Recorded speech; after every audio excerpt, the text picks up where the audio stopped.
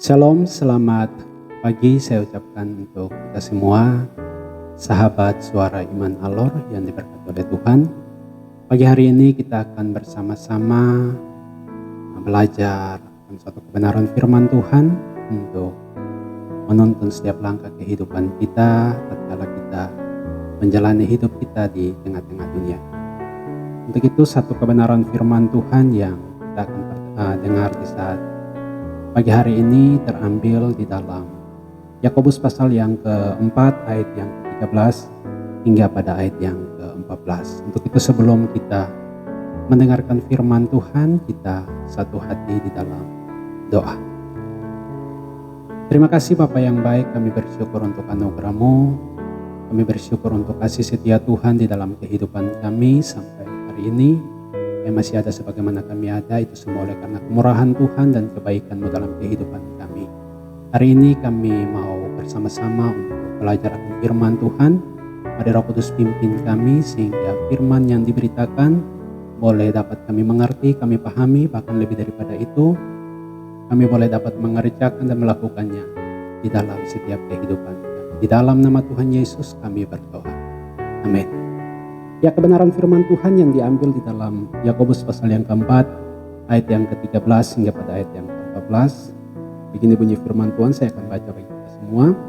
Jadi sekarang hai kamu yang berkata hari ini atau besok kami berangkat ke kota Anu dan di sana kami akan tinggal setahun dan berdagang serta mendapat untung.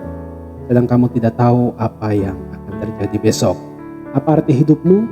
Hidupmu itu sama seperti uap yang sebentar saja kelihatan lalu lenyap. Bapak Ibu, saudara sahabat pendengar yang sedang menyaksikan siaran ini, di sini Lembaga Alkitab Indonesia memberikan tema jangan melupakan Tuhan di dalam perencanaan. Dan ketika kita membacakan firman Tuhan ini, kita semua diarahkan, kita semua dinasihati, tentunya sebagai insan yang hidup terlepas status kita sebagai apa, status kita sebagai anak, status kita sebagai orang tua, status kita sebagai orang-orang dewasa, apapun status yang melekat di dalam kehidupan kita. Tentunya di dalam kita menjalani hidup ini pasti kita memiliki banyak rencana. Kita memiliki perencanaan di dalam kehidupan kita. Dan pagi hari ini kita membaca firman Tuhan, mengingatkan kita untuk jangan melupakan Tuhan di dalam kehidupan kita. Yang menjadi pertanyaan bagi kehidupan kita, mengapa sehingga kita jangan melupakan Tuhan di dalam perencanaan kita. Pagi hari ini di sini firman Tuhan katakan pada ayat yang ke-14. Di sini firman Tuhan katakan bahwa sedang kamu tidak tahu apa yang akan terjadi besok. Nah, firman Tuhan mengingatkan kepada kita, mengapa sehingga kita jangan melupakan Tuhan di dalam setiap rencana-rencana kita. Karena firman Tuhan mengingatkan di dalam ayat yang ke-14, sedang kita tidak tahu akan hari esok. Kita manusia tidak tahu akan hari esok. Bahkan bukan hari esok saja, tetapi 1 jam ke depan setelah ini, kita tidak tahu apa yang akan terjadi dalam kehidupan kita. Kita semua tidak tahu. Itu sebabnya firman Tuhan mengarahkan kita, mengajak kita untuk jangan melupakan Tuhan. Kita sebagai manusia tidak tahu, tetapi ada satu pribadi yang tahu, yaitu Yesus Kristus Tuhan kita. Dia tahu karena dialah yang menciptakan segala sesuatu. Dia yang menciptakan alam semesta. Untuk itu firman Tuhan mengajak kita untuk jangan melupakan Tuhan di dalam kehidupan kita. Itu hal yang pertama, mengapa sehingga kita perlu untuk mengingat Tuhan atau melibatkan Tuhan di dalam setiap perencanaan kita. Yang kedua, di situ firman Tuhan melanjutkan, apakah arti hidupmu?